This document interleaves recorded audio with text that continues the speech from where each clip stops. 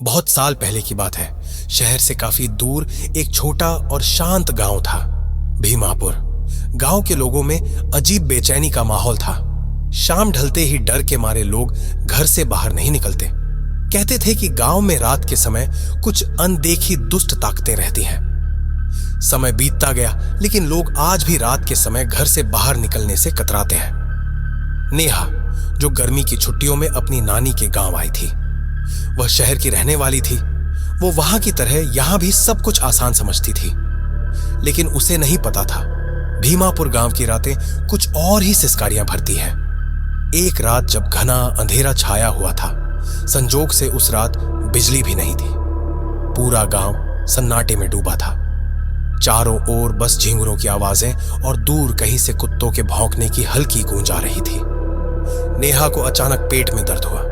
वह करवट बदलती रही, लेकिन राहत नहीं मिली। नानी, बाथरूम जाना है, उसने धीरे से कहा। नानी ने आंखें मिचमिचाते हुए कहा, बिटिया, सुबह हो जाए तब जाना।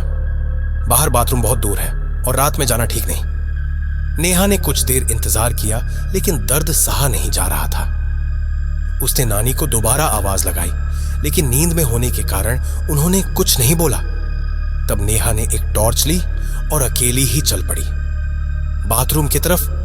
अंधेरी काली रात में उस सुनसान पगडंडी पर, जहां दोनों तरफ ऊंचे ऊंचे बबूल के पेड़ थे, बहुत भयानक लग रहा था। कैसे भी डरते डरते वो बाथरूम के पास पहुंची।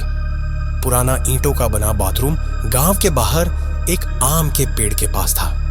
जैसे ही नेहा वहां पहुंची, टॉर्च की रोशनी बार बार झपकने लगी।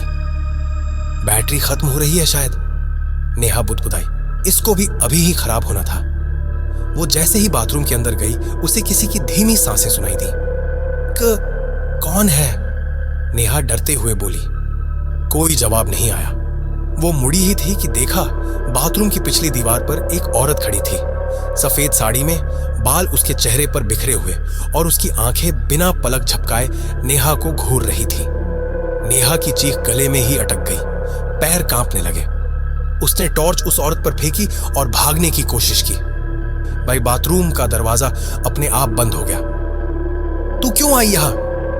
औरत की आवाज गूंजने लगी, जो इंसानी नहीं लग रही थी, जैसे कोई पुराना टेप उल्टा चल रहा हो। मुझे माफ कर दो, मुझे कुछ नहीं पता, नेहा डर से कांपते हुए बोली। उस औरत ने धीरे धीरे पास आकर कहा, यह मेरा इलाका है और इस अंधेरी नगरी में जो आता है वो फिर कभी वापस नहीं जाता। नेहा की आंखों के सामने अंधेरा छाने लगा। अगली सुबह जब नानी उठी, नेहा को घर में ना पाकर परेशान हो गए। पूरा गांव खोज में लग गया। बाथरूम तक पहुंचे तो दरवाजा खुला हुआ था, लेकिन अंदर कोई नहीं था। बस जमीन पर नेहा की टॉर्च पड़ी थी, जो अब भी जल रही थी।